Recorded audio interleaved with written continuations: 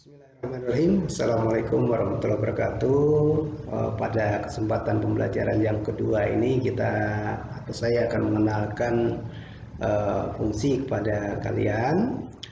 Apa itu fungsi dalam definisi matematika? Pada kehidupan sehari-hari fungsi adalah manfaat. Tetapi pada matematika apa itu fungsi? Itu didefinisikan demikian. Ya.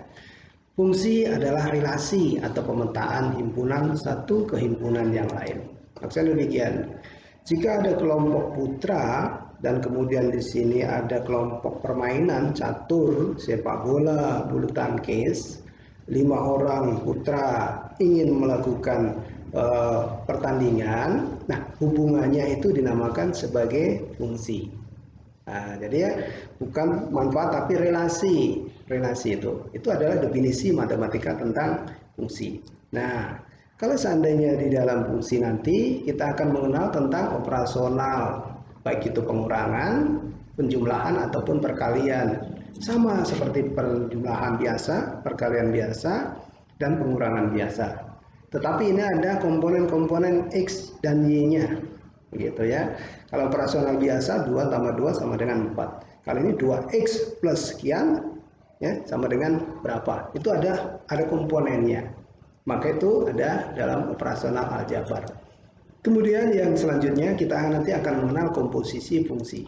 Misalkan kebutuhan anak perempuan dengan kebutuhan anak laki-laki digabungkan, nah semuanya ini adalah fungsi digabungkan ya, berapa keseluruhannya.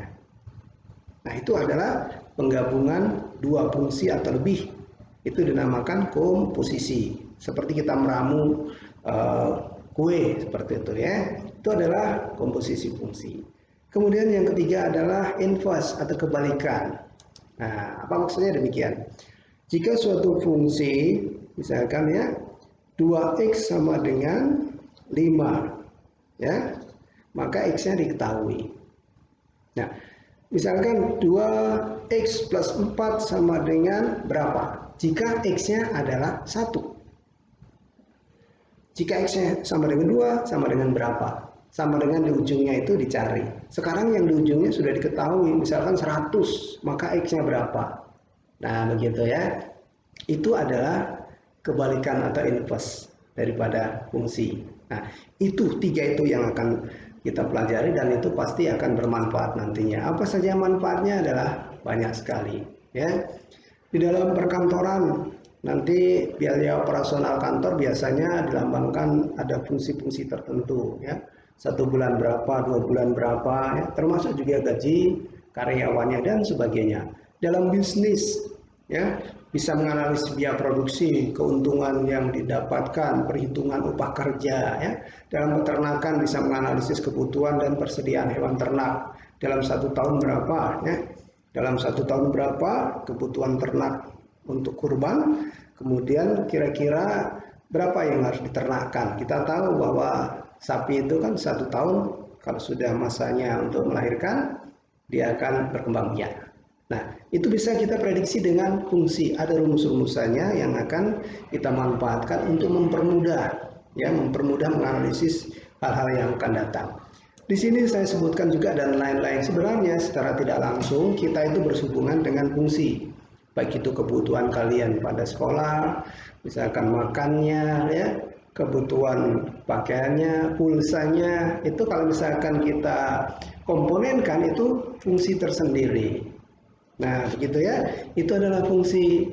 Jadi matematika itu adalah mencoba menganalisis dan mempermudah dalam hitungan-hitungan sehingga nanti kita bisa memprediksi hal-hal yang akan kita persiapkan. Itu ya matematika, termasuk juga fungsi ini. Nah, apa saja ringkasan materi yang akan kita lakukan? Yang pertama adalah kita mengenal tentang fungsi linear, fungsi kuadrat, dan fungsi rasional. Masing-masing mempunyai kegunaan, mempunyai penempatan. Linear biasanya itu sesuatu yang konstan ya. Kalau kuadrat biasanya kelipatannya berkuadrat cepat begitu ya.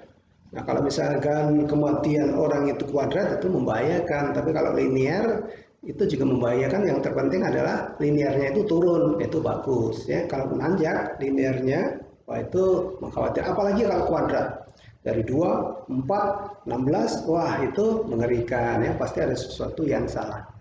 Demikian juga pada rasional dan irasional, pecahan.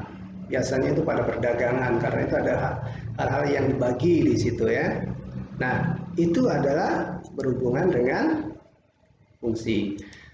Yang lain adalah tadi komposisi ini saya contohkan adalah dua fungsi digabungkan lambangnya demikian. Inverse itu lambangnya demikian. F-1 itu inverse.